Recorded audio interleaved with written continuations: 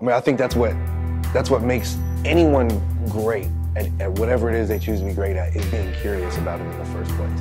And continuing that curiosity and never really losing it and actually never really satisfying it is what keeps you really moving forward in whatever it is you're doing.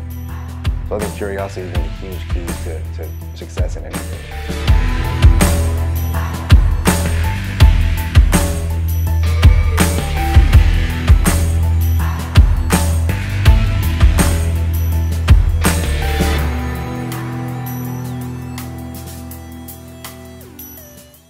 I'm definitely curious as to what do I want to be great at, you know?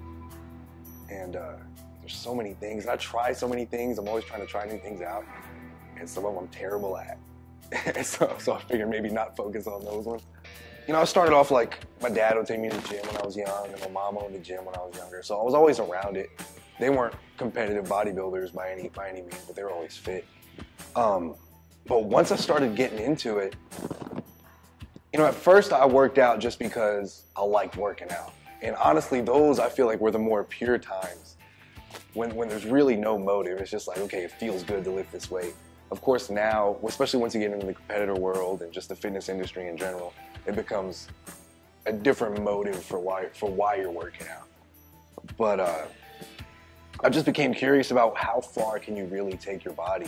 And one thing I like about it is nobody can really stop you. I mean, you're the only one in control of it.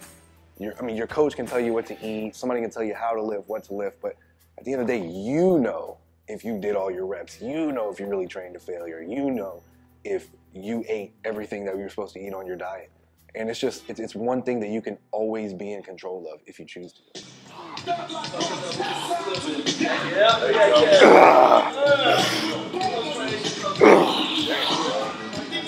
You're so fucking ripped, bro. That's it. Keep moving.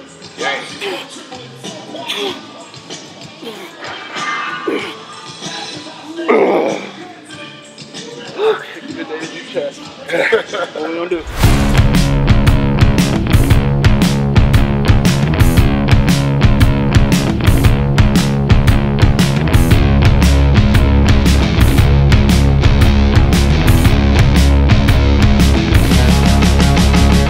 I take fitness as it's definitely a hobby. Longevity really is the name of the game. Like, it's easy to be fit in your 20s, and you kind of notice, like, as you get older, there's less and less people that are still doing it. You know, you hit your 30s, a little bit less, 40s, a little bit less. I would love to be one of those guys that's 50, 60, 70, still in the gym, still looking good, still feeling good. Let's get it, bro. Come on, come on. Down. Come on.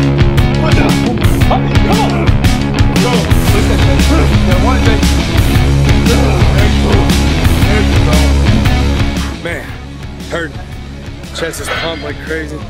This dude right here always pushes me to the next level, man. You gotta work out with people who are better than you. You gotta do, I think, really everything with people who are better than you. It puts you in your place again. You bring you back to being humble, and you just have to push a little bit harder, man. Humility just wasn't something that I was very good at. And I read somewhere that 3 keys to success, 3 elements of success were sense of superiority, sense of inferiority, and delayed gratification. And 2 of them I was missing, you know? I mean, I feel like everybody, at least in some area of their life, has that sense of superiority. Like, okay, I know I'm good at this. Cool, and you should.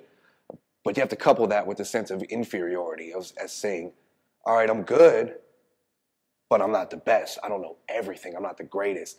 And I think that's a big key, because it's easy to be cocky. It's a little bit more difficult to really admit that, hey, I need to learn. I need help.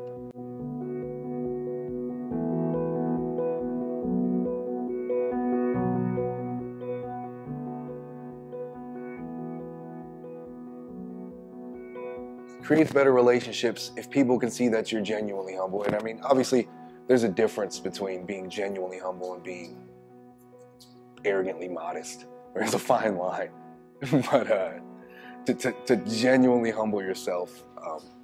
It's just better for you and the people around you, I think. So I love music, and I didn't start trying to play music until recently, like the past couple of years.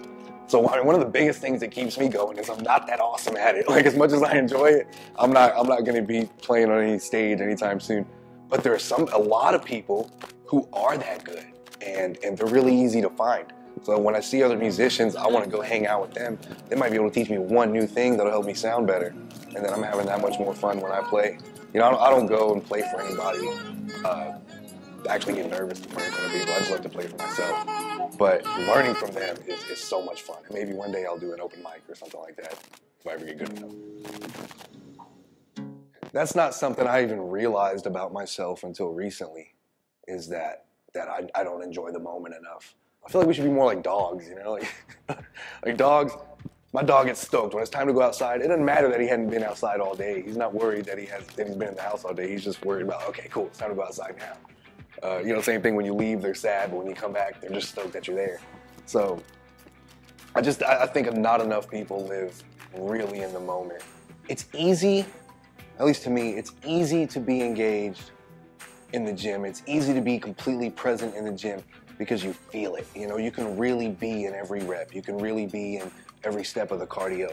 When I need to remind myself to be back in the moment, I think of whatever I'm doing at that time, whether it's parenting, whether it's just sitting there breathing, being quiet. I think about the gym, and I think about, okay, what is my mind doing when I'm trying to focus just on that one rep? Not on the next one, not on the one before. And I try to replicate whatever my brain's doing and apply that to whatever else I'm trying to be truly present at. I think that's the whole point of any hobby that I have, is to just be in the moment. Like, you know, riding the motorcycle, for instance. I don't really have time to think about anything else. And anybody who rides will tell you, you know, you're focused on what's this car doing, what's that car doing, you're focused on the bike, and then you just feel it. So it all kind of ties in to kind of lead me down the path I want to go down, you know? At the end of the day, you got one life here. It's pretty short, relatively speaking. So learn as much as you can, pick as much from everybody's brain as you can, and take it and make it your own, and make yourself happy, because your life here is relatively short. You know, you just gotta do you. You just gotta be you.